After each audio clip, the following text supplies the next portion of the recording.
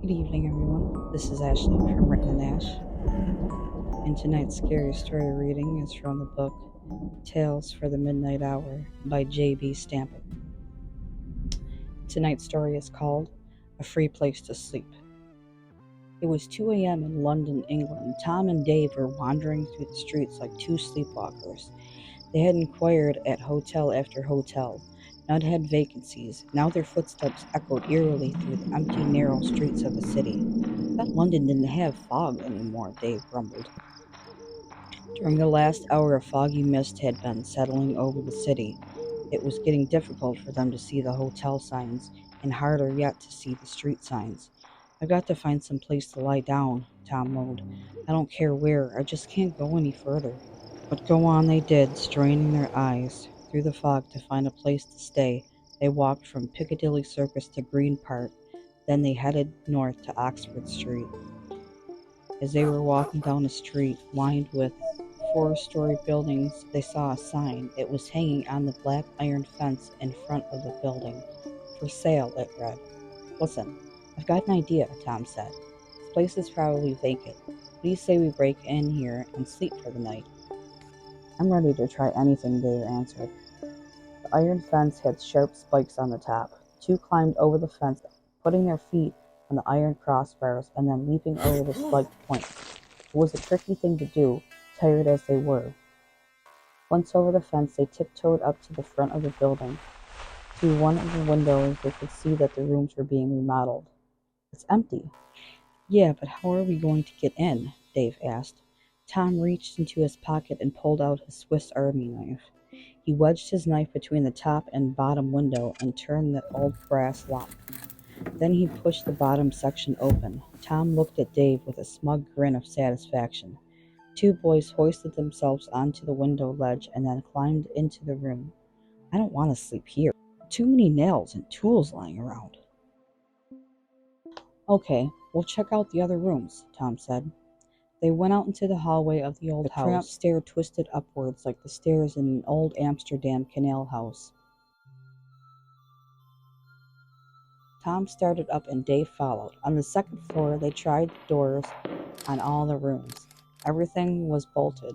They climbed up to the third floor. Again, all the rooms were bolted shut.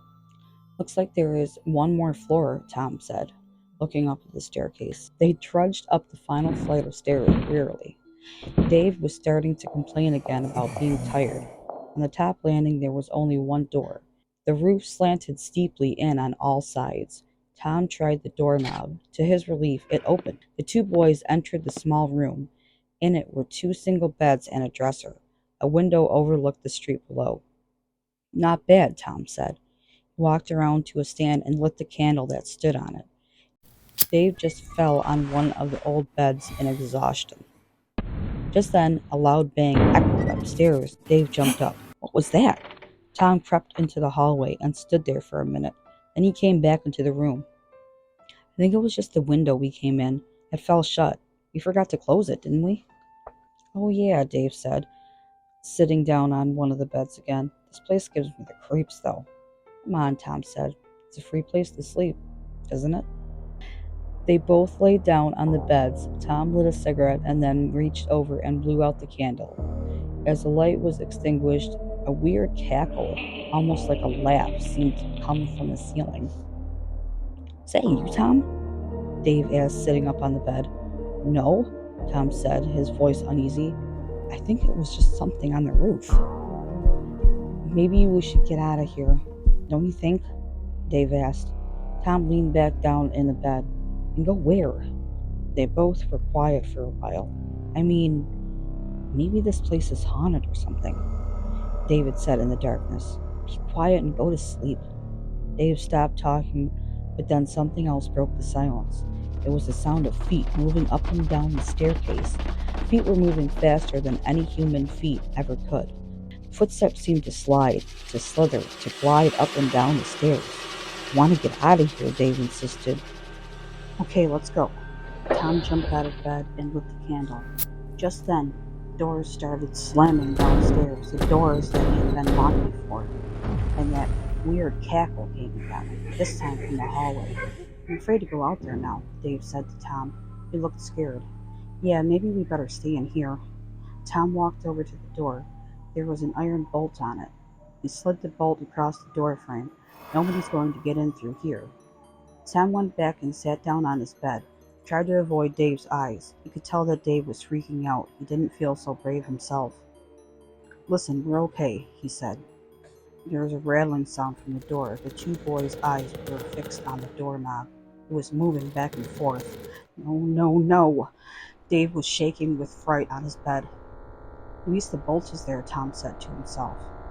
But then, by its own will, it seemed, the bolt slid back from the door frame.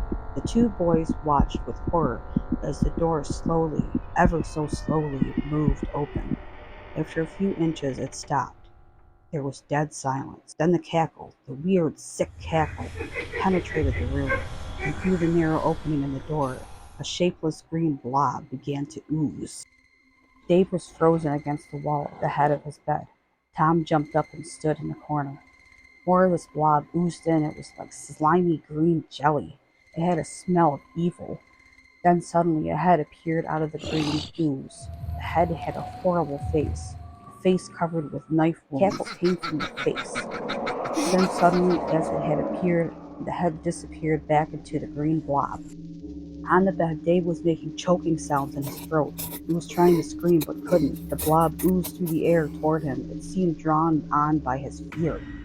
Standing in the corner, Tom saw his chance to escape. He moved slowly against the wall until he was near the door. Then he ran for it. As he passed near the blob, he felt something cold and slimy swish along his arm. He turned back to see Dave's face staring at him. It had the look of death on it. Tom ran harder. He almost fell down the steps to the front room. The window they had climbed in was still open. He jumped out of it. Then he hurled himself across the spiked fence. On the street, he looked up at the attic room. He couldn't see anything, but the weird cackle floated down to him. Tom didn't know what to do. He ran out into the foggy street. He stopped for a moment.